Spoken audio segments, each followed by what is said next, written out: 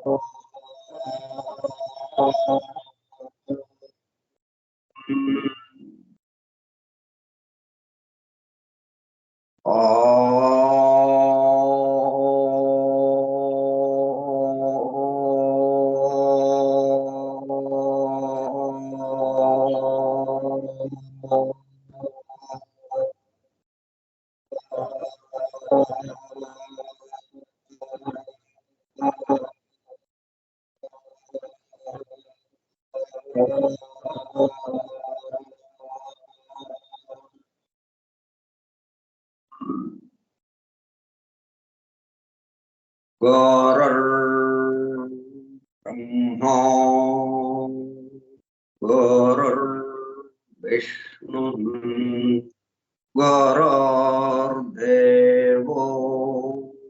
महेश्वरः गुरुः साक्षात् परं ब्रह्म तस्मै श्री गुरवे नमः। व्यासं वसिष्ठनप्तारं शक्तेः पौत्रमकल्मषम् पराशरात्मजं वन्दे सुकतातं तपोनिधिम् शुक्लाम्बरधरं विष्णुं शशिवर्णं चतुर्भुजं प्रसन्नवदनं ध्यायेत् सर्वविघ्नोपशान्तये। अगज आनन पद्मार्कं गजाननमहर्निशम् अनेकदं तं भक्तानाम् एकदन्तमुपास्महे। वक्रतुण्डमहाकाय कोटिसूर्यसमप्रभ निर्विघ्नं कुरु मे देव सर्वकार्येषु सर्वदा। सरस्वती नमस्तुभ्यं वरदे कामरूपिणी वेद्यारम्भं करिष्यामि सिद्धिर्भवतु मे सदा। ॐ भूर्भुवः स्वः ॐ तत्सवितुर्वरेण्यं भर्गो देवस्य धीमहि धियो यो नः प्रचोदयात्।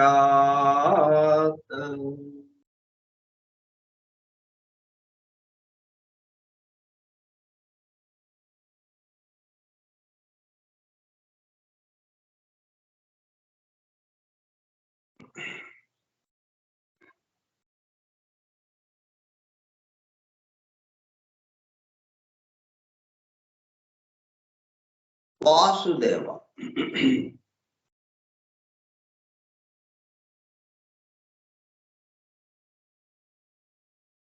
కార్యక్రమ పరిచయ పత్రం.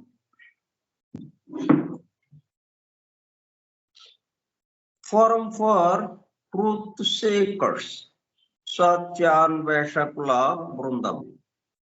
పరమ గురువులు హెలినా పెట్రోనా బ్లవెట్స్కీ ద్వారా సమస్త మానవాళి ఆధ్యాత్మిక అభివృద్ధి పరిపూర్ణతల కొరకు అందించిన మ్యాగ్నమ్ ఓపస్ పరమాద్భుత దివ్య గ్రంథము ద సీక్రెట్ డాక్ట్రైన్, రహస్య సత్య సూత్రం, వాల్యూమ్ 1, కాస్మోజెనసిస్, ప్రథమ సంపుటము, బ్రహ్మాండోత్పత్తి క్రమం, part 1, cosmic evolution and 7 stanzas from the book of Dhyan. ప్రథమ భాగము ధ్యాన గ్రంథములోని 7 స్టాంజాస్ లో వివరింపబడిన బ్రహ్మాండ పరిణామం. గ్రంథ పఠనము, అధ్యయనము, అవగాహన, ఆత్మదర్శనము కార్యక్రమం.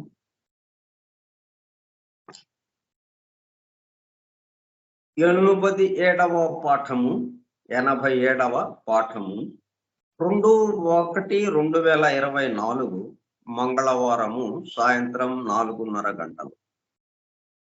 The secret doctrine Skype group లో సుదూర ప్రాంతాలలో ఎవరింట్లో వారు హాయిగా విశ్రాంతి తీసుకుంటూ ఏకకాలంలో ఒకేసారి ఏమి చేస్తున్నాము? వింటున్నాము. ఏమి వింటున్నాము? శాస్త్ర సాంకేతిక రంగంలో ఎంతో వేగముగా పురోగమిస్తున్న ప్రస్తుత కాలంలోని మానవాళి అదే వేగముతో ఆధ్యాత్మిక రంగంలో కూడా పురోగమించుటకు వీలుగా ప్రపంచంలోని అన్ని జాతుల, మతముల పవిత్ర గ్రంథములలో పొడుపు కథల రూపంలో అర్థము అవనట్లుగా ఉన్న సృష్టి రహస్యములను, సృష్టి అమరిక కూర్పును బహిర్గతం చేసి మానవాళికి అందించి వాటి అవగాహన ద్వారా ఆత్మదర్శనం పొందుట అను దివ్య ప్రణాళిక అమలు పరచబడుటకు పరమ గురువులు మేడం హెలినా పెట్రోనా బ్లవెట్స్కీ ద్వారా అత్యద్భుతముగా అందించిన ద సీక్రెట్ డాక్ట్రైన్ గ్రంథంలో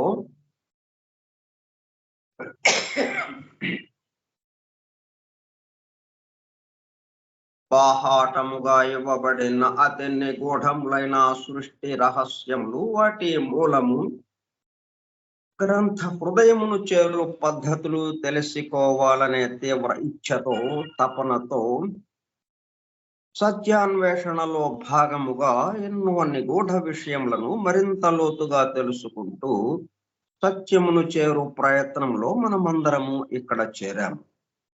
దానితో పాటు ఆధునిక విజ్ఞానము యొక్క దృష్టి పథము నుండి తప్పిపోయిన తత్వదర్శన అన్వేషణలో.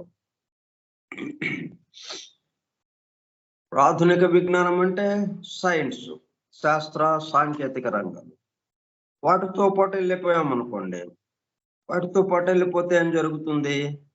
దాని దగ్గర ఈ తత్వదర్శనం అన్నది లేదు, అది తప్పిపోయింది. వాళ్ళ దగ్గర తత్వదర్శనము లేదు.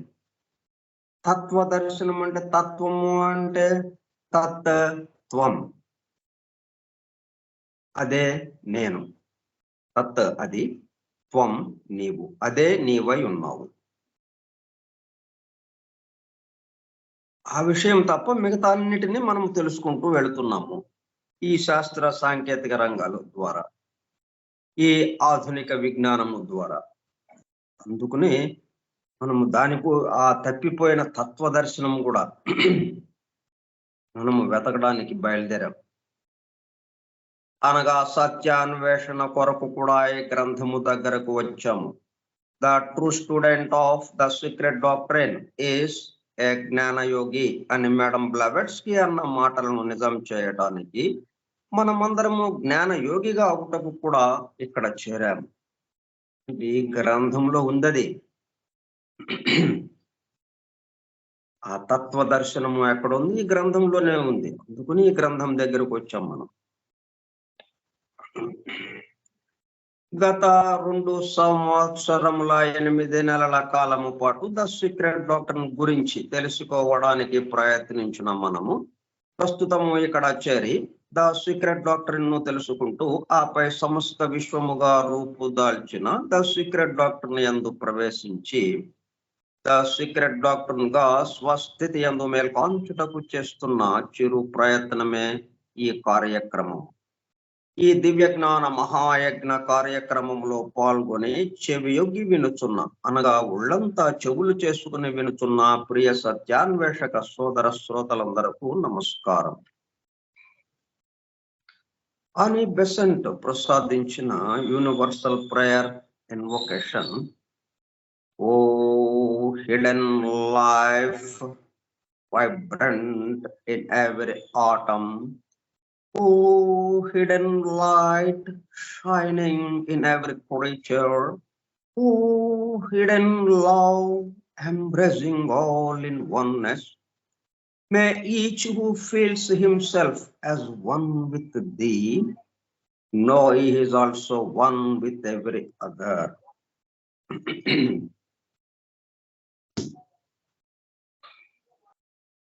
ఎందుకు మనం రోజుల తరబడి నెలల తరబడి ఈ అధ్యయనం పెట్టుకున్నాం, ఈ గ్రంథ పఠనము అధ్యయనము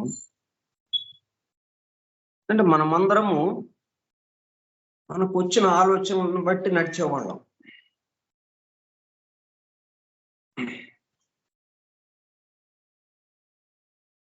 మనకు వచ్చిన ఆలోచనలకు విధేయులుగా మనము మన రోజువారీ జీవితము వెళ్ళిపోతూ ఉంది. మనకు వచ్చే ఆలోచనలు ఎలాగ వస్తున్నాయి? భిన్నత్వానికి సంబంధించి, అనేకత్వానికి సంబంధించిగా వస్తున్నాయి. కాబట్టి మనకి ఏకత్వానికి సంబంధించిన ఆలోచనలు వస్తే దాని వైపుకి తిరిగి మనం ఆ ఏకత్వానుభూతిలోకి వెళ్ళటానికి వీలుంటుంది. మరి ఆలోచన మారాలి అంటే దాంతో మనం పోరాడితే చాలా కష్టమైన విషయం. అది దానితో పోరాడలేము, కొన్ని జన్మలు పడుతుంది. అట్లా కాకుండా తేలిక మార్గంగా మనం ఏం చేస్తున్నామంటే ఈ గ్రంథాన్ని పఠించటం ద్వారా, దీన్ని వినడం ద్వారా, read the book, see the light, గ్రంథాన్ని పఠించు, వెలుగుని దర్శించు. ఏమవుతుంది? ఈ విషయాలు మనము చర్చించుకుంటూ ఉండడం వల్ల రోజుల తరబడి, నెలల తరబడి ఇప్పుడు మనకు వచ్చే ఆలోచనలు నెమ్మదిగా మార్పు అప్రయత్నంగా జరిగిపోతుంది. మనమేమి దానికోసం ప్రయత్నం చేయక్కర్లా. వచ్చిన ఆలోచన ఈ విధంగా మలచబడుతుంది, ఏకత్వానికి సంబంధించిందిగా మలచబడుతుంది. ఇప్పుడు వచ్చిన ఆలోచనలు ఎలా ఉంటున్నాయి? భిన్నత్వానికి సంబంధించిందిగా మలచబడుతుంది. ఒకే ఆలోచనలో ఏమీ తేడా ఉండదు. కానీ ఆ వచ్చిన ఆలోచన ఏకత్వం కేసు తీసుకెళ్తుందా, భిన్నత్వం కేసు తీసుకెళ్తుందా అనేది ఇక్కడ మన మీద ఆధారపడింది. మనం ఏం చేస్తున్నాం? ఇప్పుడు దీన్ని చక్కగా వింటున్నాం, దాంతో మొత్తం వెలుగుగా మారిపోతున్నాం. మనలో ఉన్న ఈ మొత్తం 7 ప్రిన్సిపల్స్ అని ఏమనుకుంటున్నాము, 7 శరీరాలని, మనకి సంబంధించిన 7 లోకాలు, వీటన్నిటిలోనూ మార్పు వచ్చే స్థితిలో ఉంది. దాంతో వచ్చిన ఆలోచన కూడా దానికి తగిన విధంగా మలచబడుతుంది. అప్పుడు ఏకత్వానికి సంబంధించిన ఆలోచనలు మన వైపు రావడం మొదలు పెడతాయి. అందుకని ఈ అధ్యయనం పెట్టుకున్నాం మనం ఈ పద్ధతిలో. తర్వాత ముందుగా నేను ఆ సంవత్సరము 365 రోజులనే అనుకున్నాం కదా. ఆ 365 రోజులు, ఆ 365 సంఖ్యకి ఉన్నటువంటి విశేషం ఏంటి? అది పరమ గురు పరంపరలో ఒకరైనటువంటి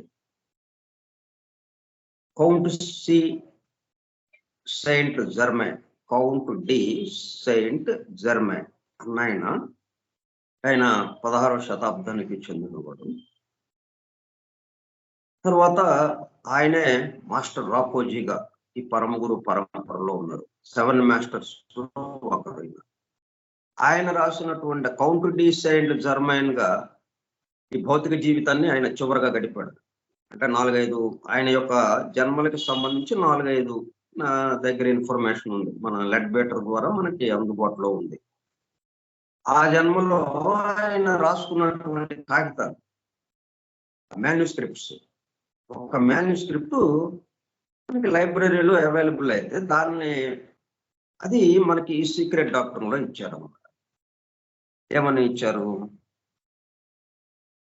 అంటే మనకి రెండో వాల్యూమ్లో ఇచ్చారు. సెకండ్ వాల్యూమ్లో మనం ఫస్ట్ వాల్యూమ్లో ఉన్నాం. మొదటి సంపుటం సంబంధించి చూసుకుంటున్నాం మనం. రెండో సంపుటంలో దాంట్లో ఇచ్చారన్నమాట. Number of days in solar year 365. సౌర సంవత్సరానికి 365 రోజులు. 3 అనేది ఏమిటి? ద ఎర్త్ అంటే వ్యక్త ప్రపంచం, వ్యక్త సృష్టికి సంబంధించి.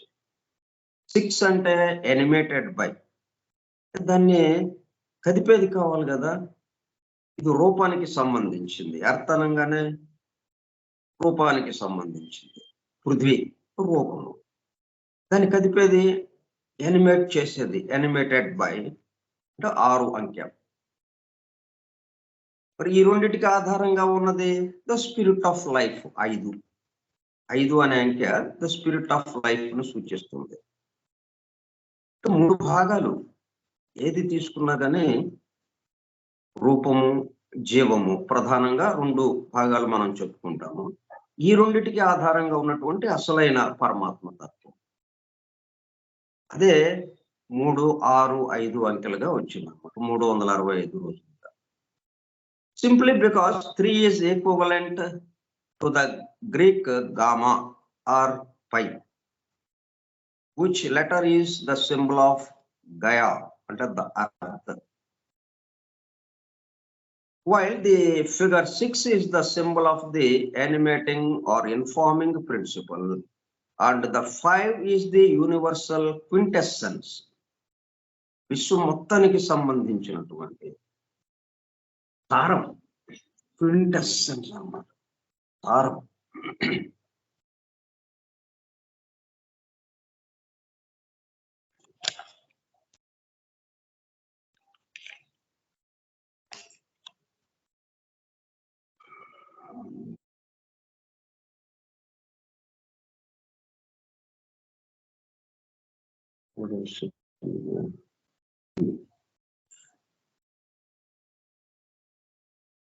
శ్రేష్ఠ భావం, ఒక విషయము అత్యుత్తమ ఉదాహరణ.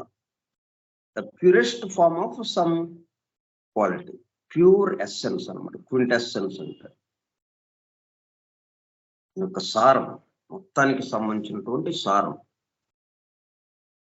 Quintessence which spreads in every direction and forms all matter. సూక్ష్మంగా ఉన్నదే స్థూలంగా పదార్థంగా మారిపోతుంది. మొత్తం అన్ని వైపులకి అది ప్రసారం అవుతుంది. ఇది count de Saint Germain MS manuscripts లో ఉందన్నమాట.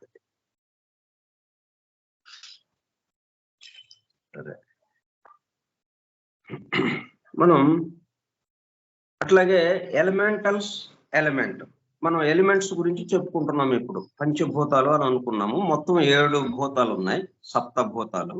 దాంట్లో మనకి అందుబాటులో ఉంది ఇప్పుడు పంచభూతాలు, 5 భూతాలు: ఆకాశము, వాయువు, అగ్ని, జలము, పృథ్వీ. రాబోయే రౌండ్స్ లో మిగతా 2 కూడా బయటకు వస్తాయి. అయితే వాటికి ఎలిమెంటల్స్ అనే పదం వస్తుంటుంది మనకి. దీనికి ఉన్న మధ్యన ఉన్నటువంటి భేదం ఏంటో మనం కొంచెం, ఎలిమెంటల్స్ అంటే ఏంటి, ఎలిమెంట్ అంటే ఏమిటి, అది కొంచెం క్లియర్ గా ఉంటే మనము ఆ పదాలు వచ్చినప్పుడు మనం కన్ఫ్యూషన్ కాకుండా ఉంటాం. ఎందుకంటే దగ్గరగా ఉన్నాయి కదా ఇవి. అందుకనే ముందు అది చూసి దాన్ని బట్టి ఇప్పుడు మనం దీంట్లోకి వద్దాం, మన అధ్యయనంలోకి. ముందు ఎలిమెంటల్స్ అంటే భూమిపై పొరకు దిగువగా భూగర్భము వరకును వరుసగా 7 లోకములు వర్ణింపబడినవి. ఇది మనకి భాగవతంలో ఇవ్వబడింది. అవి అతలము, వితలము, సుతలము, రసాతలము, తలాతలము, మహాతలము, పాతాళము అనబడును. అందు ఖనిజాదులలో గల ప్రాంతీయ సమాహార చైతన్యములే ఈ లోకముల జీవులుగా వర్తించుచుంటునని చెప్పబడినది. ఈ చైతన్యములు మహాశక్తివంతములు. వీనినే దివ్య జ్ఞాన శాస్త్రకారులు ఎలిమెంటల్స్ అని పేర్కొన్నారు. వీరికి వేరుగా దేహములు ఉండవు. ఖనిజములలో చైతన్యము, గ్రహణ శక్తి, సుఖ దుఃఖానుభూతి ఎట్లుండునని సందేహము కలుగవచ్చు. మన దేహములలో ఉన్నవి ఖనిజాదులే కదా, మట్టితోనే కదా మన దేహం కూడా తయారైంది.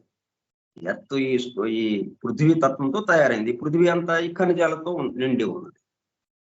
ఖనిజాలు, ప్లాంట్, వీటితో ఖనిజాదులతో చేయబడిన పాంచభౌతిక దేహమున గల అణువుల రాసాయనిక ధర్మములు అనగానేమో నవీనులు గమనించుటకు నిదానించుటలేదు. ఇప్పుడున్న శాస్త్ర జ్ఞానము, ఈ శాస్త్రకారులు, ఈ సైంటిస్టులు దానికి సంబంధించిన వివరాలు తెలుసుకోవడం లేదు. అణువుల రసాయనిక ధర్మములు అనగానేమో నిదానించినచో పైథాగరస్ చెప్పినట్లు రసాయనిక ధర్మములన్నీ సచేతనములే గాని అచేతనములు కావని తెలియను. దానికి ప్రజ్ఞ ఉన్నది. వాని ప్రజ్ఞకును మన ప్రజ్ఞకును నడుమ వాడవలసిన భాష మనం ఇంకనూ నేర్చుకునలేదు. వాటితో కూడా ఇప్పుడు ఒక్కొక్కళ్ళని మనం చూస్తుంటాం. పక్షులతో మాట్లాడే వాళ్ళని చూస్తాం, అలాగే ఈ జంతువులతో మాట్లాడే వాళ్ళని చూస్తాం. అట్లా ఈ ఖనిజాలు, ఈ ఎలిమెంటల్స్ తో కూడా ఇట్టి కక్షలెన్నో దాటి వైఖరి మధ్యమ వాక్కుల ఎడ మనకు గల అజ్ఞానము దాటి పశ్యంతి వాక్కు బోధపరుచుకొనగలిగినప్పుడు మాత్రమే అధోలోక జీవులతో మైత్రి చేయగల ఋషుల దృష్టి మనకుందరు. ఆల్రెడీ దాంతో సంబంధం పెట్టుకుని ఉన్నారు ఈ ఋషులు, మహాత్ములు, ఈ ఋషులు. వాటి భాష తెలుసు వాళ్ళకి, ఎందుకంటే దాంతో నేరుగా సంబంధం కలిగి ఉన్నారు.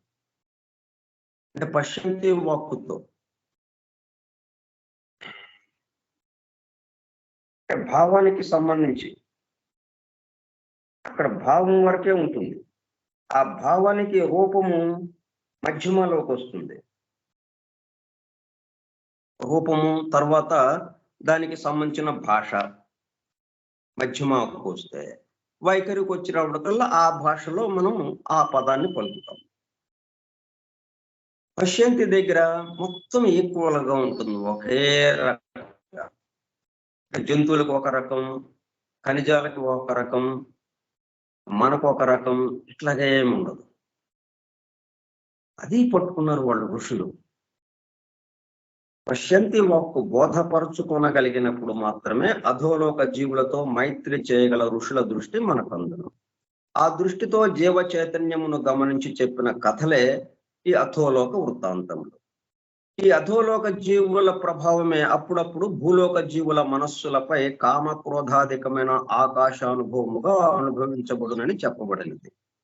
మణిపూరక చక్రమునకు దిగువ మూలాధారము క్రింది వరకును ఈ అధోలోకముల చైతన్యములు మనలో పనిచేయు.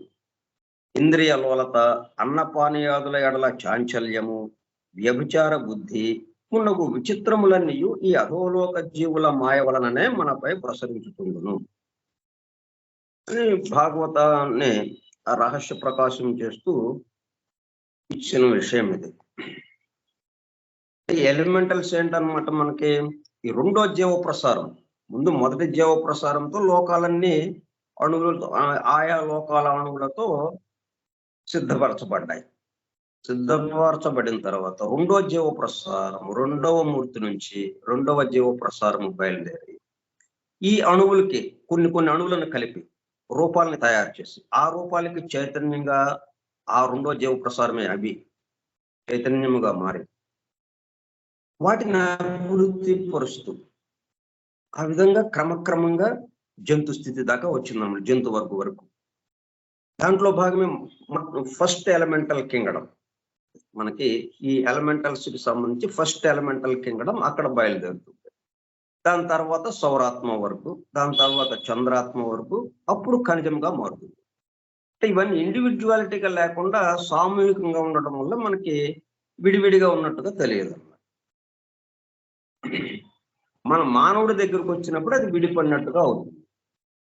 మనకి ఏదైతే ఈ భౌతిక దేహం, ఈ ఉపాధి ఉందో, ఇది అక్కడ మొదలైంది. అది ఎలిమెంటల్స్ కి సంబంధించి. ఎలిమెంట్స్ కి వచ్చేటప్పుడు కల్లా అవి 7 ఎలిమెంట్స్ గా మనకు ఉన్నాయి.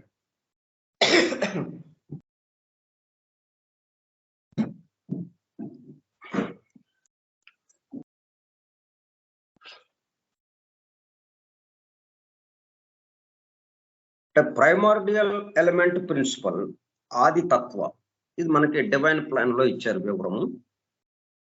ఆది తత్వ, అది ప్రారంభమైనటువంటి element. In an emanational unfoldment, thus the second anupadaka tattva arises from the first. ఆది తత్వమే అనుపాదకంగా మారుతూ ఉన్నది. థర్డ్ ఆకాశ తత్వ, మనకేంటంటే ఆకాశం నుంచి మనకి అందుబాటులోకి వచ్చింది. ఆకాశం కూడా పూర్తిగా అందుబాటులోకి రాలేదు మనకి. ఇప్పుడు ఆకాశానికి సంబంధించిన రహస్యాల్ని ఛేదిస్తూ ఉన్నారు మన శాస్త్రజ్ఞులు, కొద్దిగా తెలుసుకుంటున్నారు.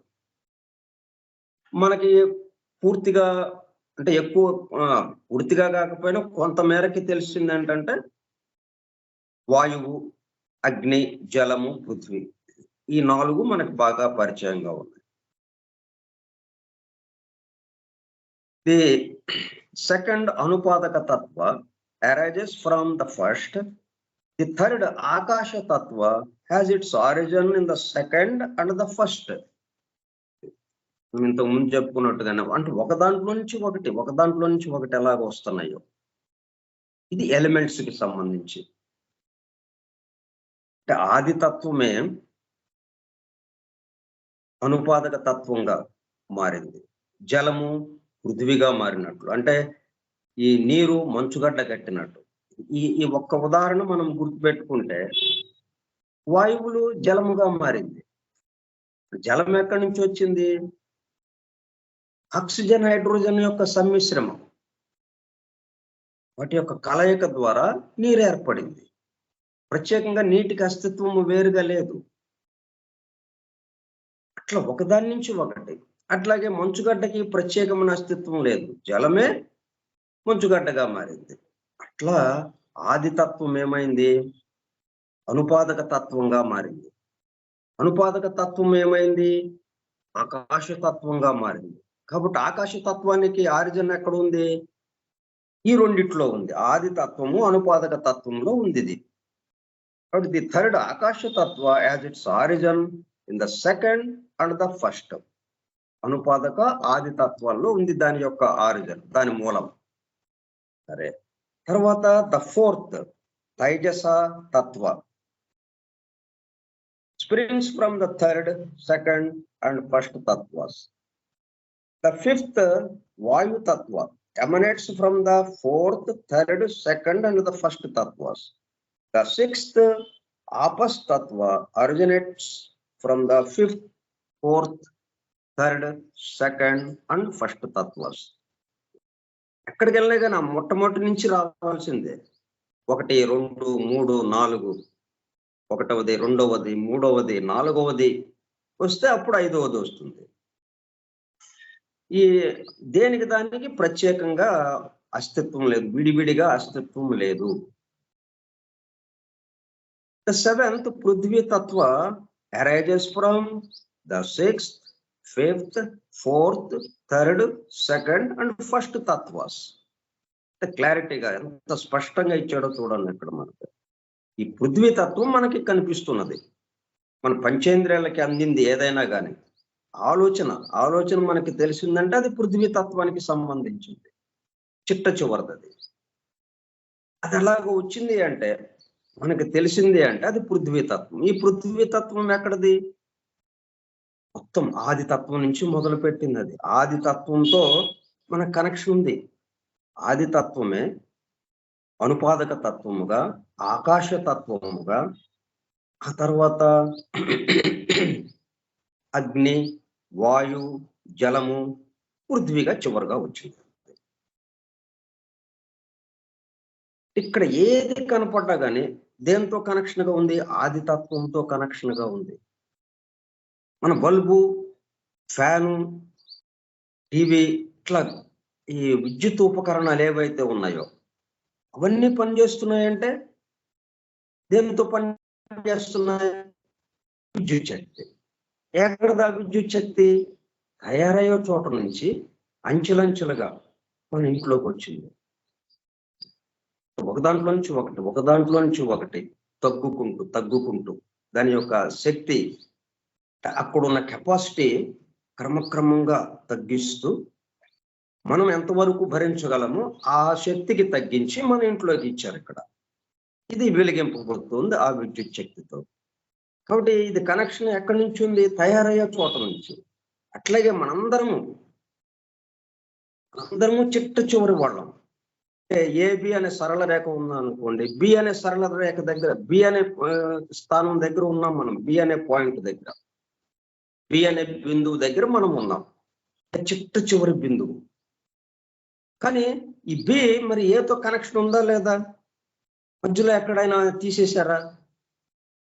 ఏతో మొదలు పెడితేనే బికి ఇది ఆధారం. ఏబి కలిపితే కానీ అది సరళ రేఖ అని మనం పిలవటానికి అవకాశం ఉండదు. కాబట్టి బికి ఏతో సంబంధం ఉంది. అట్లాగే మనకి ఆ పరమాత్మతో, ఆ దైవంతో నేరుగా సంబంధం ఉంది. ప్రతి దాంతో ఈ విశ్వం మొత్తంలో ఉన్నటువంటి పృథ్వీ తత్వం ఏదైతే మనకు కనిపిస్తుందో, పృథ్వీ తత్వంతో వీటన్నిటితోనూ మనకి ఆ దైవంతో సంబంధం ఉంది. అది చెప్పడానికే ఈ తత్వాలు, వాటి యొక్క అట్రిబ్యూట్స్, వాటి గుణాలు ఉంటాయి. అంటే అది శబ్ద, స్పర్శ, రూపరస, గంధ. Sound, touch, sight, taste, smell అవే మనకి పంచేంద్రియాలుగా వచ్చినాయి. అంటే మనకి 5 ఉన్నాయి కాబట్టి ప్రస్తుతానికి. తర్వాత 6th సెన్స్, 7th సెన్స్ అని చెప్పి మనము ఆ మాటలు వాడుతున్నాము, ఆ పదాలు వాడుతున్నాము. 6th సెన్స్ తో ఆ దివ్య దృష్టి వచ్చి జరగబోయేది, జరిగినవి అవన్నీ ఒక సినిమా లాగా వాళ్ళు చూసి చెప్పగలుగుతున్నారు అన్నట్టుగా ఉంది కదా. 6th సెన్స్ అంటున్నాం దాన్ని. అలాగే 7th సెన్స్ అంటే రాబోయే రోజుల్లో జరిగే మార్పులు అన్నమాట. అభివృద్ధి రాబోయే రోజుల్లో ఈ ఆకాశ తత్వంలోకి ప్రవేశించాక, ఈ ఆకాశ తత్వంలో దాగి ఉన్నటువంటి అనుపాదక తత్వ, ఆది తత్వ, ఈ రెండిట్లోకి మనం జ్వరబడతాం. నెమ్మదిగా జ్వరబడి వాటి యొక్క విశేషాలు తెలుసుకునేటప్పుడు కల్లా మనలో వాటికి సంబంధించిన అతీంద్రియ శక్తులు వృద్ధి చెందటం జరుగుతుందన్నమాట. అయితే మనం అవి వృద్ధి చెందే సమయానికి మనము బేసికల్గా, ప్రాథమికంగా ఈ సమస్తము ఒక్కడుగా ఉంది, వన్నెస్ అనేది ఒకడే ఇన్ని రూపాలు తీసుకున్నాడు, ఈ భావం మనము బాగా మనలో పాదుకుని ఉండాలి. లేకపోతే గందరగోళం పడతాం. అవన్నీ కూడా మనల్ని ఇంకా దూరానికి తీసుకువెళ్తాయి, ఇంకా అనేకత్వానికి, ఇంకా భిన్నత్వానికి తీసుకువెళ్తాయి. అదే ఈ భావం ఉందనుకోండి మన దగ్గర, అప్పుడేమవుతుంది? ఎన్ని శక్తులు వచ్చినా కానీ, ఎన్ని రహస్యాలు తెలిసినా కానీ, ఈ సృష్టిలో సంబంధించి ఈ ఆకాశంలోనే, ఈ చోటులోనే ఎన్నెన్నో రహస్యాలు దాగి ఉన్నాయి. అవన్నీ మనకి దర్శనమిచ్చినా కానీ, మనకి అందినా కానీ మనం ఎక్కడా కంగారు పడము. ఇంకా ఆయన పట్ల భక్తి, శ్రద్ధలు పెరుగుతాయి.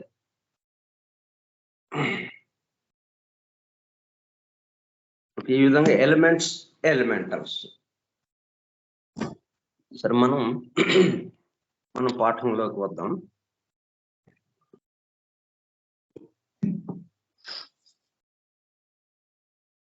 ద ప్రకృతి మనం ఎక్కడ ఉన్నామంటే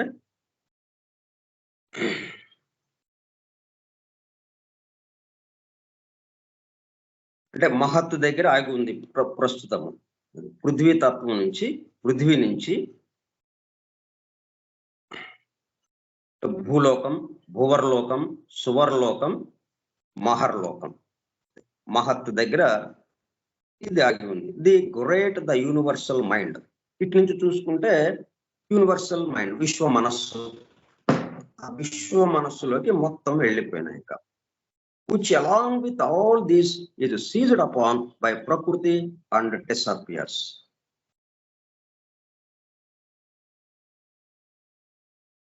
మొత్తం ప్రకృతిగా నిలబడిపోయింది. ఇప్పుడు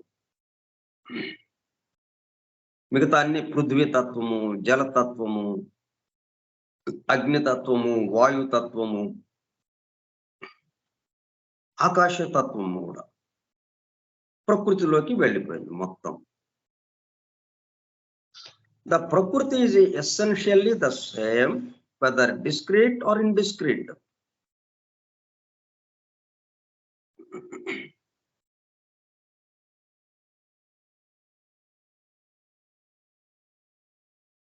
డిస్క్రీట్ అంటేనేమో సంబంధం లేకుండా అనేకత్వంగా, భిన్నత్వంగా ఉన్నా కానీ, ఇండిస్క్రీట్ అంటే ఒకదానికొకటి సంబంధం. ఇవన్నీ కలుపుకుంటే అప్పుడు ఒకటే అవుతుంది. వీటిలో ఏది లేకపోయినా కానీ అది కొరవగా ఉన్నట్టు అయిపోతుంది. కాబట్టి ఇండిస్క్రీట్ ఆర్ డిస్క్రీట్, ఏ పద్ధతిలో ఉన్నా కానీ, వెదర్ డిస్క్రీట్ ఆర్ ఇండిస్క్రీట్, ద ప్రకృతి ఈజ్ ఎసెన్షియల్లీ ద సేమ్. మనం అనేకత్వం నుంచి ఏమైంది, ఇప్పుడు ఏకత్వంగా మారిపోయింది. ఇక్కడ మొత్తం కలిపి కరిగిపోయి ఒక్కటిగా ఇక్కడ ఆగిపోయి ఉంది ప్రకృతి దగ్గర. ఇప్పుడు ప్రకృతికి ఏంటన్నమాట, అనేకత్వమైనా దానికి సంబంధం లేదు, ఏకత్వమైనా దానికి సంబంధం లేదు అన్నట్టుగా ఉంటుంది. ఎందుకంటే రెండింటికి ఆధారంగా అక్కడ నిలబడి ఉంటుంది. రోడ్డు మీద నడిచేవాడు వెళ్తున్నాడా, రిక్షావాడు వెళ్తున్నాడా, కారు వెళ్తుందా, బ్రహ్మాండమైన అత్యంత ఖరీదైన బెంజ్ కారు వెళ్తుందా, రోడ్డుకి ఏం సంబంధం లేదు. రోడ్డు అలా నిలబడి ఉంది. పదండి, మీరు ఎంతమంది అయినా, ఎట్లాగైనా, ఎవరెవరు ఎట్లెట్లా ఏ పద్ధతిలో వెళ్ళినా నాకేమీ ఇబ్బంది లేదు, మీరు చక్కగా వాడుకోండి నన్ను అన్నట్టుగా రోడ్డు అలా నిలబడి ఉంది. అట్లా ప్రకృతి మీ ఇష్టం అన్నట్లుగా నిలబడి ఉంది అనమాట. అది డిస్క్రీట్ ఆర్ ఇండిస్క్రీట్, ఒకదానికొకటి సంబంధం ఉంది, ఒకటిగా ఉంది అన్నా, లేకపోతే ఒకదానికొకటి సంబంధమే లేదు, భిన్నత్వముగా, అనేకత్వముగా ఉందన్నా, దీనికి సంబంధం లేకుండా అలా ఆధారంగా నిలబడి ఉంటుంది. అందుకనే ప్రకృతి. అలాగా చివరికి ప్రకృతి దగ్గర ఆగాం మనం. ఇప్పుడు only that which is discrete is finally absorbed by and lost in the indiscrete. ఇప్పుడు డిస్క్రీట్ అన్నది ఏమైంది అంటే, డిస్క్రీట్ అంటే భిన్నత్వం, అనేకత్వం, రకరకాలుగా ఉన్నదంతా రకరకాల స్థితులతో. పృథ్వీ స్థితి అది కాస్త ఏమైంది, జలస్థితిలోకి కలిసిపోయింది. పృథ్వీ జలము కలిసిపోయి పృథ్వీ జలంలో కలిసిపోయింది. కాబట్టి ఇప్పుడు జలస్థితి ఒక్కటే మిగిలింది అక్కడ. జలస్థితి అంటే అర్థం ఏంటి, పృథ్వీ తత్వము ఉన్నటువంటి జలతత్వం. పృథ్వీ తత్వము తనలో కలుపుకున్నటువంటి జలతత్వం అక్కడ నిలబడి ఉంది. దాన్ని కాస్త ఏం చేసింది, అగ్నితత్వం మింగేసింది. అంటే ఇప్పుడు అగ్నితత్వం నిలబడి ఉంది. అగ్నితత్వం అంటే అక్కడ ఏం చెప్పుకోవాలి మనము, తనలో జలతత్వము పృథ్వీతత్వాన్ని తనలో కలిగి ఉన్నటువంటి అగ్నితత్వము అలాగా ఉంది. ఇంకా ఆ తర్వాత ఏమైంది అంటే, ప్రళయ స్థితి ఎలాగ ఉంటుందో వర్ణిస్తున్నారు ఇక్కడ. క్రమక్రమంగా మనము సూర్యుడు అస్తమించాడు, వెలుగు చాలా తగ్గిపోయింది, ఇక క్రమక్రమంగా చీకటి పరుచుకుంటుంది. ఇక ఆ తర్వాత గాఢంగా చీకటి, గాఢత పెరుగుతూ ఉంటుంది. క్రమక్రమంగా పల్చగా ఉన్న చీకటి అంటే కొద్దిగా వెలుగు, మసకగా ఉన్నట్టుగా కొంచెం వెలుగు, చీకటి ఎక్కువ అన్నట్టుగా అలాగా ఉన్నది కాస్త పూర్తి గాఢమైన చీకటి అల్లుకుంటుంది. అట్లాగా ఈ జలతత్వము, పృథ్వీతత్వం ఇలా ఒక్కొక్కటి వెళ్ళిపోతున్నాయి, ఒక దాంట్లో ఒకటి. ఎందుకంటే ఒక దాంట్లో నుంచి ఒకటి వచ్చినాయి కాబట్టి. ఎందుకు అట్లా జరుగుతుంది, జలతత్వము పృథ్వీతత్వాన్ని ఎందుకు మింగేసింది అంటే, తనలో నుంచే కదా అది ఉద్భవించింది. నీరే మంచుగడ్డగా మారింది. అందుకని మంచుగడ్డని మింగేసింది అది. అంటే మళ్ళీ జలంగా మారిపోయింది. మంచుగడ్డ కాస్త జలంగా మారిపోయింది. అది. ఆ తర్వాత అగ్నితత్వంలోకి వెళ్ళిపోయినాయి. ఇప్పుడు అగ్నితత్వాన్ని ఏం చేసింది? వాయుతత్వము తనలోకి చేసుకుంది. అది మొత్తాన్ని ఆక్రమించేసింది. వాయువు ఒక్కడే ఉన్నాడు. వాయువు ఒక్కడే ఉన్నాడంటే అర్థం ఏంటి? ఈ వాయువులో అగ్ని, జలము, పృథ్వీ తత్వాలతో కూడుకున్నటువంటి వాయుతత్వము. అంటే మనం వెనక్కి వెళ్లే కొంది వీళ్ళందరూ కలుపుకొని చెప్పుకోవాలి మనం. చివరగా వీడు ఒక్కడే అని చెప్తాము మనం. కానీ మనకు ఎదురుగా కనపడుతున్నాడు ఒకడు. వాడు ఎవరండి? వీడండి ఫలానా వాడు అన్నాం. ఫలానా పేరుతో ఒక వ్యక్తి ఇక్కడ నిలబడి ఉన్నాడు. ఎవరండి ఈయన? ఫలానా వాడి కొడుకు. ఆయన ఎవరండి? ఆయన తండ్రి ఆయన తండ్రి పేరు ఇలాగా ఉంది. అంటే ఈయన యొక్క తాత. ఇట్లా వెనక్కి వెళ్ళిపోతాం మనం. అక్కడి నుంచి వచ్చాడు ఈయన. మనకి ఎదుట కనిపిస్తున్న వాడు ఎక్కడి నుంచి వచ్చాడు? వాడు తండ్రి నుంచి వచ్చాడు. ఈ తండ్రి ఎక్కడి నుంచి వచ్చాడు? అంటే తండ్రి ఈ కొడుకు ఇద్దరు కలిసిపోయి వాడి తండ్రి నుంచి వచ్చారు. అంటే వీడి యొక్క తాత నుంచి. ఇట్లాగా అన్నమాట. అలాగే ఈ తత్వాలన్నీ కూడా, ఈ పృథ్వీ తత్వము, జలతత్వము, అగ్నితత్వము, వాయుతత్వము. ఈ వాయుతత్వం ఏం చేసింది? ఆకాశతత్వము తనలోకి లాగేసుకుంది. ఇప్పుడు ఆకాశతత్వమే ఉంది. ఈ ఆకాశతత్వంలో ఏమేమి ఉన్నాయంటే, ఆకాశతత్వమే ఉంది అంటే అర్థం ఏంటి? ఆకాశతత్వంలో వాయుతత్వము, అగ్నితత్వము, జలతత్వము, పృథ్వీ తత్వం, 4టిని కలుపుకునే ఆకాశతత్వం అలాగా ఉంది. మరి అక్కడితో ఆగిందా? ఇంకా మనకు తెలియని 2 ఉన్నాయి. అనుపాదక తత్వము. ఆ అనుపాద తత్వంలోకి వెళ్ళిపోయింది ఇది. అంటే ఇక్కడికి ఆగితేనేమో ఇది కల్పం. అంటే మనకి బ్రహ్మ యొక్క ఒక రోజు. ఇక బ్రహ్మ యొక్క అంటే బ్రహ్మ పగలు, బ్రహ్మ రాత్రి అన్నప్పుడు ఇక్కడతో ఆగిపోతుంది. ఆ తర్వాత బ్రహ్మ యొక్క ఆయుర్దాయం పూర్తయిందనుకోండి, మహాప్రళయం వచ్చేసింది. అప్పుడేంటి? ఇక అనుపాద తత్వం బయలుదేరుతుంది. ఈ ఆకాశ తత్వాన్ని తనలోకి లీనం చేసుకుంటుంది. ఈ అనుపాదక తత్వాన్ని ఆది తత్వము, ప్రారంభంలో మూలంగా ఉన్నటువంటి అసలైన తత్వం ఏదైతే ఉందో అది లాగేసుకుంటుంది. మొత్తం ఇప్పుడు ఆది తత్వంగా ఉంటుంది. అంతే. ఆది తత్వం అంటే అదొక్కటే ఉందా? మొత్తాన్ని కలుపుకున్నది అది. మళ్ళీ అవసరమైన తర్వాత మళ్ళీ పగలు రాబోతుంది. మళ్ళీ ఈ ప్రళయం నుంచి సృష్టి స్థితి రాబోతోంది. మళ్ళీ నెమ్మదిగా ఒక్కొక్కటి బయటికి వదులుతూ ఉండడం, లోపలికి పీల్చుకోవడం. ఇప్పుడు గాలి పీల్చాము, మొత్తం గాలి లోపలికి వెళ్ళిపోయింది. అంతకుముందు గాలి మనము వేరుగా ఉన్నాము, పీల్చబడే గాలి మనము వేరుగా ఉన్నాం. ఇప్పుడు గాలి మన లోపలికి వెళ్ళేటప్పుడు కల్లా గాలిగా ఉన్నాం మనం. మనతో పాటు ఒకటిగా అయిపోయింది గాలి, పీల్చిన గాలి. ఇప్పుడు ఎవరున్నారు? ఒక్కడే ఉన్నాడు. ఆ వాడిలో ఆ గాలి ఉంది. అది గాలితో కూడుకున్నటువంటి, పీల్చిన గాలితో కూడుకున్న వ్యక్తి ఒక్కడు అక్కడ ఉన్నాడు. ఆ పీల్చబడిన వాడు ఎవడున్నాడో వాడు పీల్చిన గాలితో కలిసి ఉన్నాడు. ఆ తర్వాత ఏం జరిగింది? మళ్ళీ గాలి వదిలేశాడు, నిశ్వాసం. మళ్ళీ క్రమంగా ఒక్కొక్కటి ఈ సృష్టింపబడటం ప్రారంభమైంది. ఈ సృష్టి స్థితి వచ్చేసింది. అట్లా జరుగుతుంటుంది. ఇలాగా నిరంతరం ఒక్క క్షణం మొదలుకొని ఒక్క క్షణానికి కూడా సృష్టి ప్రళయము. అట్లాగే ఒక రోజుకి పగలు రాత్రి. అట్లాగే మన జననము మరణము. ఇట్లా దేన్ని చూసుకున్నా కానీ ఇదే పద్ధతి. జరుగుతూ ఉంటుంది. కాల పరిమాణం మారుతూ ఉండొచ్చు. బ్రహ్మ పరిమాణంతో ఆలోచిస్తే కాల పరిమాణంతో చాలా చాలా లక్షల కోట్ల సంవత్సరాలు ఇట్లా ఉంటుంది. మనది ఉచ్ఛ్వాసము నిశ్వాసము ఒక్క క్షణం.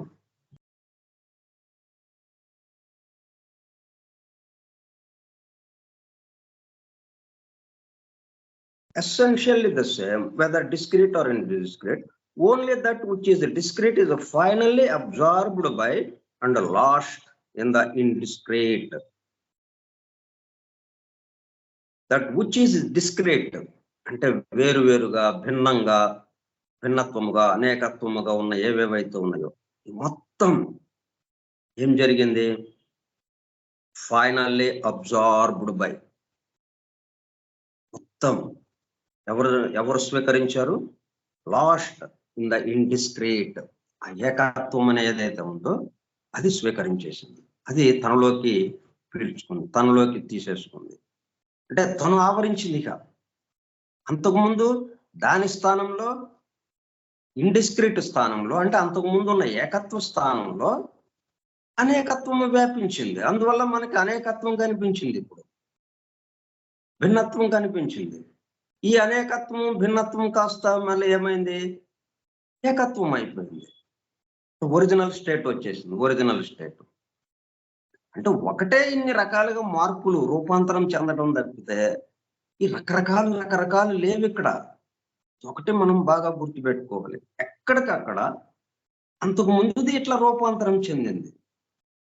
ఎందుకంటే మొత్తం దైవంతో సంబంధం, ఆ పరమాత్మతో సంబంధం, మొత్తానికి ఆధారమైన వాడెవడో, శాశ్వతంగా ఉండేవాడెవడో, ఒమ్నిషెంట్, ఒమ్ని ప్రజెంట్, ఒమ్ని పొటెంట్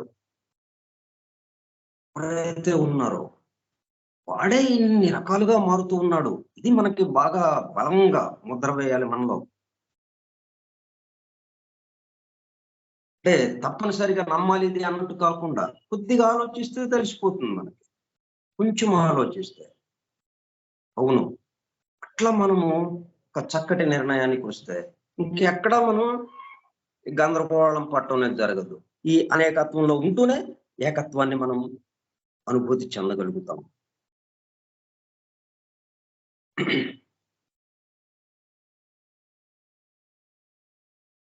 అందుకే ఇది క్రమక్రమంగా పూర్తిగా సృష్టి స్థితిలోకి రావడం, పూర్తిగా పృథ్వీ స్థితిలోకి రావడం, మరలా ప్రళయ స్థితిలోకి వెళ్ళిపోయి ఏకత్వ స్థితిలోకి వెళ్ళిపోవటం. ఇట్లాగా మనకి గోడ గడియారం, పాత గడియారాలు ఉన్నాయి కదా, ఆ లోలకం ఉంటుంది, అటు ఇటు ఊయల ఊగినట్టుగా అలా జరుగుతూ ఉంటుంది నిరంతరం. అలా జరగటంలో ఎప్పుడు ఒకేలాగా కాదు, ఒక వైపు తిరిగినప్పుడు అంతకు ముందు కన్నా మెరుగ్గా, అంటే డిసెండింగ్ ఆర్క్, అసెండింగ్ ఆర్క్ అని మనం చెప్పుకుంటే కిందకి దిగటము పైకి ఎక్కటము అన్నది ఏదైతే ఉందో, కిందకి దిగేటప్పుడు పూర్తిగా పృథ్వీ స్థితికి రావటం, పృథ్వీ స్థితిలో అత్యంత పృథ్వీ స్థితికి రావటం చిట్ట చివరికి. అది ఒక్కొక్క రౌండ్ పూర్తయ్యే కొంది ఆ పృథివీ ఇంకా బలపడుతూ ఉంటుంది. ఆ తర్వాత ఎగిసే స్థాయిలో, పైకి ఎక్కే స్థాయిలో ఒక్కొక్క రౌండ్కి పలచబడుతూ, అంటే ఆ ఏకత్వానికి దగ్గరగా వెళుతుంటాం, ఆ పరమాత్మ తత్వానికి దగ్గరగా వెళుతుంటాం. ఒక పక్కన అది అభివృద్ధి జరుగుతుంటుంది, ఒక పక్కన ఇది అభివృద్ధి జరుగుతుంటుంది. రూపము జీవము ఏకకాలంలో. కానీ రెండింటి మధ్యన మనం సమన్వయం చేసుకుంటూ సమతూకంగా ఈ రూపము, ఈ జీవము, చైతన్యము, ఈ రెండిటి పట్ల సమన్వయం సమతూకంగా పెట్టుకుంటూ ఇక్కడ మనం జీవితాన్ని గడుపుతూ ఉండాలి. అందుకోసం అని చెప్పి ఈ సృష్టి యొక్క అమరిక కూర్పు మనకు అందజేస్తున్నారు. అది తెలియకపోవటం వల్ల సమతూకం తప్పింది. మళ్ళీ ఆ సమతూకానికి తేవడం కోసం మనల్ని ఆ సమత్వ స్థితికి, ఆ సామరస్య స్థితికి తేవడం కోసం ఇవన్నీ మనకు అందుబాటులోకి తెచ్చారు. ఏంటి దీంట్లో ఉంది విషయం అంటే ఈ సృష్టి యొక్క వివరాలు. సృష్టి రహస్యాలు. ఏ విధంగా ఇది ఆవిర్భవిస్తోంది, పరిణమిస్తోంది, అభివృద్ధి చెందుతోంది, ఇట్లా ఏవేంటి, ఎక్కడ ఏవేంటి, ఎలా పనిచేస్తున్నాయి, ఆ విషయాలు మనకి అందేటప్పుడు కల్లా ఇంకా అప్రయత్నంగా మనకి సమత్వ స్థితిలోకి వచ్చేస్తాం. సమతూకం, ఇటు రూపము, అటు చైతన్యము, రెండిటి మధ్యన సమత్వం. అదే ఆ దేవతా స్థితికి వెళ్ళిపోతాం మనం. డివైన్ మ్యాన్ గా, దివ్య మానవుడుగా మారిపోతాం.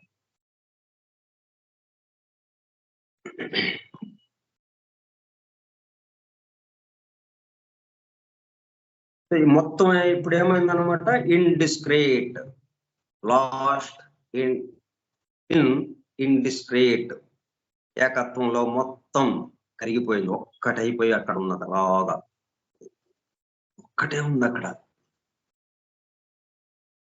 దాంట్లోనే ఉండిపోయాం మనం కూడా. కాకపోతే మనం వివరంగా చెప్పుకోవడం కోసం అని చెప్పి ఇట్లా బయటకు వచ్చి చూస్తున్నట్టుగా ఉందన్నమాట. అది ఆ ఏకత్వ స్థితి ప్రస్తుతం ఉన్నది.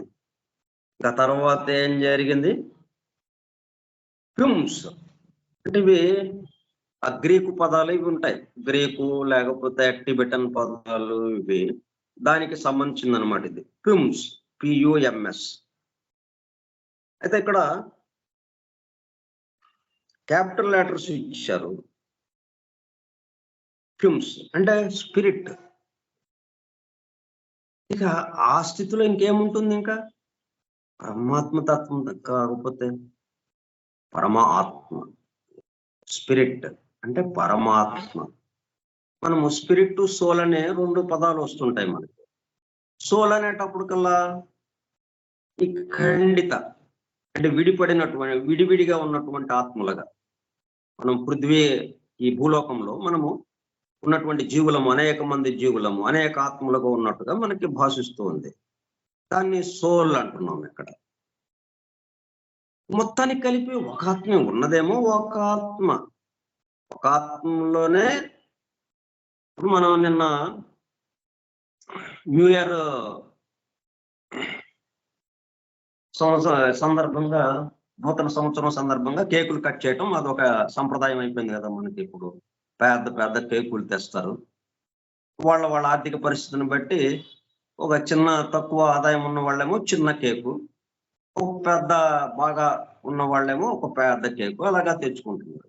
తెచ్చుకొని ఏం చేస్తున్నారు, అర్ధరాత్రి 12ంటికి ఆ కేకును కోస్తున్నారు. ఆ కోయబోయే ముందు ఎట్లాగుంది, అది ఒక కేకు కదా, అది ఒక కేక్, అది ఒక కేకు అంటాం దాన్ని. ఆ తర్వాత ఎన్ని ముక్కలు వచ్చినాయి దాంట్లో నుంచి. అట్లాగా మనందరము ఒక కేకుకి సంబంధించిన వాళ్ళు, అందరము ఇండిస్క్రిట్. ఇప్పుడున్న పరిస్థితి ఏంటి, ఒక కేకుగా ఉన్నాం. ఈ ప్రళయ స్థితి యొక్క స్థితి ఏమిటనమాట, ఒక కేకు. ఇక సృష్టి స్థితి వచ్చేటప్పటికల్లా దాన్ని ఏం చేస్తున్నాం, ముక్కలు చేసేస్తున్నాం, అలా ఒకటి తీసుకుంటున్నాం. అట్లా ముక్కలైన స్థితి ఈ సృష్టి స్థితి.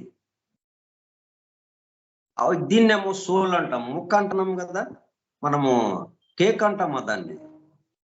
కట్ చేసిన తర్వాత దాన్ని ఏమని పిలుస్తాం, కేకు పీస్, కేకు ముక్క అంటాం కదా, కేక్ అని అన్నాం కదా. కేక్ అంటే మొత్తాన్ని కలిపింది కేక్ అంటాం, కానీ ఇట్లా ముక్కలు ముక్కలు చేసిన తర్వాత తలా ఒక ముక్క ఇచ్చాం, నాకు కేక్ ఇచ్చారండి, నాకు కేక్ ఇచ్చారండి అంటారా? కేకు ముక్క ఇచ్చారు నాకు, ఒక ముక్క ఇచ్చారు నాకు అని అంటాము, కానీ కేక్ ఇచ్చామని అనం కదా. అది అట్లాగా స్పిరిట్ అంటేనేమో కేకు, మొత్తంగా ఉన్న ఒక పెద్ద కేకు. సోల్ అనేటప్పుడు కల్లా ముక్కలు ముక్కలుగా కోసి తలా ఒకటి తీసుకున్నామే, దాన్ని సోల్ అంటాం. అది అట్లా అర్థం చేసుకుంటే మనం సరిపోతుంది. విశ్వాత్మ ఒక కొసన, అనేక కోటాను కోట్ల ఆత్మలు అంటే దాన్ని ఆత్మ దీన్ని ఆత్మ అని ఉంటాం, పేరు దగ్గరగా ఉంటుంది, కానీ అది విశ్వాత్మ, ఇది అంటే పరమాత్మ, ఇదేమో సోల్, ఇది ఆత్మ, ఖండిత ఆత్మ. అంటే ఒక కొసన చిన్న చిన్న ఆత్మలుగా. కాబట్టి ఇక్కడ పియుఎంఎస్ ఇది ఏ భాషతో దీని వివరము మొత్తం వెతికాను కానీ ఎక్కడ దొరకలేదు. చూద్దాం, ఎక్కడన్నా దొరికితే మనం తర్వాత అయినా వివరించుకుందాం. పియుఎంఎస్ ఫ్యూమ్స్ అన్నాం ప్రస్తుతానికి. బ్రాకెట్ లో దాన్ని స్పిరిట్ అంటే స్పిరిట్ అనే దానికి పాత భాషల్లో పురాతన భాషల్లో ఉన్న పేరేంటంటే అక్కడ స్పిరిట్ అనకుండా ఏమన్నారు, దాన్ని ఫ్యూమ్స్ అన్నారు అన్నమాట. Also which is one pure. ఒక కేక్ అన్నప్పుడు ఎక్కడ మరకలు ఉండవు కదా, చక్కగా తయారు చేయబడి వచ్చింది. ఎంత అందంగా కనిపిస్తుందో, దాని మీద అక్షరాలు ఉంటాయి. 2024కి స్వాగతము అన్నట్టుగా. తర్వాత ఎవరింట్లో చేస్తున్నారో వాళ్ళ పేరు కూడా ఉండొచ్చు. అట్లా ఎంతో అందంగా మలచబడి చక్కగా ఎక్కడ మరకలు లేకుండా శుద్ధముగా ఉంటుంది. అట్లాగే స్పిరిట్ కూడా అన్నమాట. విచ్ ఈజ్ వన్, ఒక్కటే, ప్యూర్, పూర్తిగా పవిత్రముగా, శుద్ధముగా, నిర్మలంగా అన్నమాట. దేంతో ఇక మిశ్రమం లేదు ఇంకా దానికి. ప్యూర్, ఇంపెరిషబుల్ అంటే నశింపని, చెడని.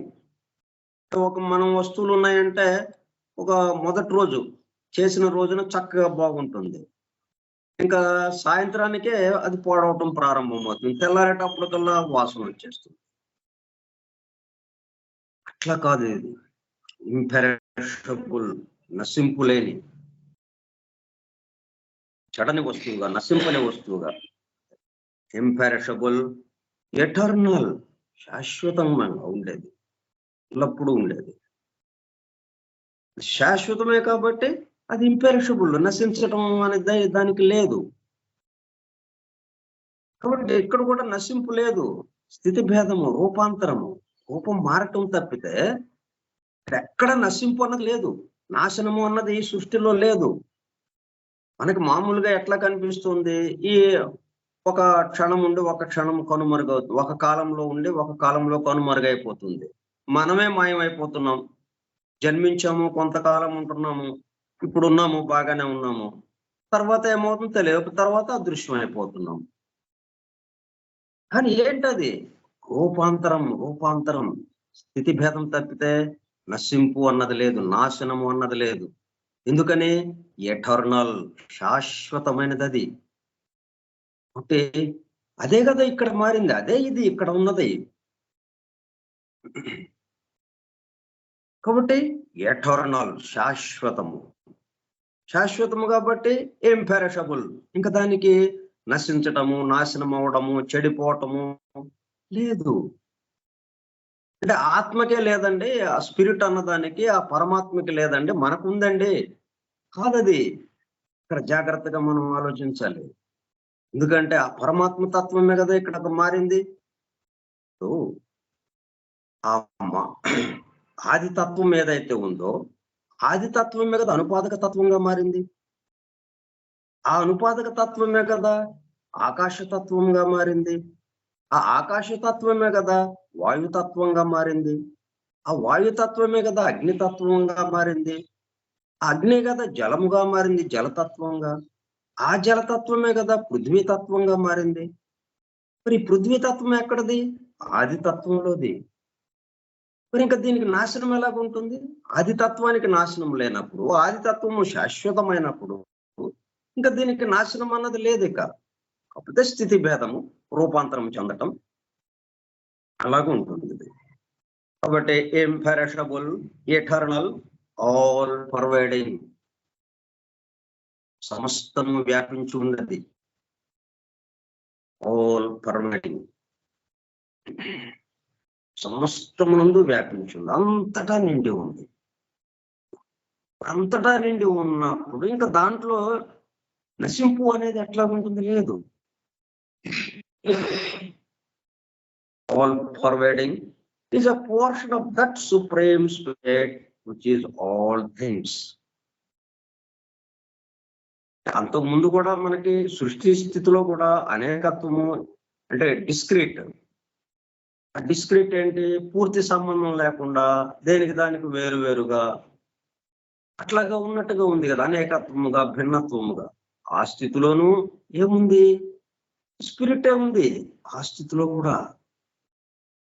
మళ్ళీ అవన్నీ ప్రళయ స్థితి వచ్చేటప్పటికల్లా ఒక దాంట్లోకి ఒకటి నెమ్మదిగా మొత్తం చేరిపోయింది, ఒక్కదానిగా మారిపోయింది. స్పిరిట్ గా ఉంది ప్రస్తుతం, ఒరిజినల్ స్టేట్ కి వచ్చేసినట్టుగా, అంత ముందున్న స్థితికి వచ్చినట్టుగా.